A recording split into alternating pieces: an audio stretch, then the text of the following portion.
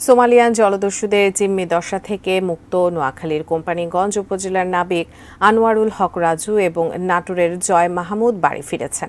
তাদের ঘিরে আনন্দের বন্যা স্বজন ও প্রতিবেশীদের মাঝে। নোয়াখালী প্রতিনিধি ফয়জুল ইসলাম জাহান এবং নাটোর প্রতিনিধি বোরহানুদ্দিন বনির তথ্য ছবিতে ডেস্ক রিপোর্ট। ৫.৫ মাসেরও বেশি সময় পর বাড়ি ফিরেছেন নোয়াখালীর আনোয়ারুল হক রাজু। মঙ্গলবার রাত 10:30টার দিকে নিজ বাড়িতে ফিরেছেন তিনি। এতদিন পর ছেলেকে পেয়ে আবেগ আপ্লুত হয়ে পড়েন মা বাবা। তার পরিবারে এখন রীতিমতো উৎসব। ভোর রাতে যখন খাইতে বসতাম তখনও ভাইয়ের কথা মনে পড়তো। ছেলের ফিরে আসার দিনক্ষণ আগেই জানা ছিল মা বাবার। প্রাণপ্রিয় ছেলের জন্য মা রেঁধেছেন পছন্দের সব খাবার। জলদস্যুর হাতে ডিম্ব ছিল, এখন আমার ছেলে বাড়িতে আসছে, আমি খুব খুশি। তার আগমনে আমরা খুবই খুশি এবং আনন্দিত। বুধবার সকাল থেকে নাবিক রাজুর বাড়িতে চলছে আনন্দ উল্লাস। এলাকাবাসী ও স্বজনরা দেখতে আসছেন তাকে। আমাদের 5-6 জন করে একটা গ্রুপ করতো, গ্রুপ করে গার্ড দিয়ে নিয়ে আসতো, আবার ব্রিজে নিয়ে আসতো। এইভাবে অল্টার করে করে গ্রুপগুলোকে খাওয়া নিয়ে আসতো।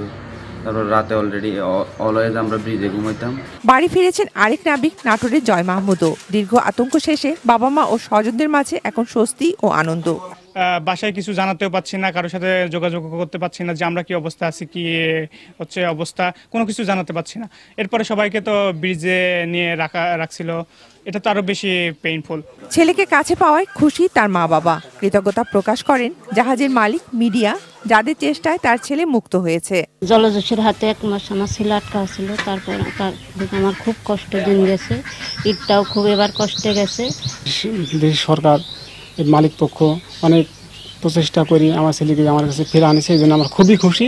আদরের নাতিকে ফিরে পাওয়ায় খুব খুশি বাড়ির বয়োজ্যেষ্ঠ মানুষ জয়ের দাদিও। খুব কষ্ট করছি হালাতের লাগি।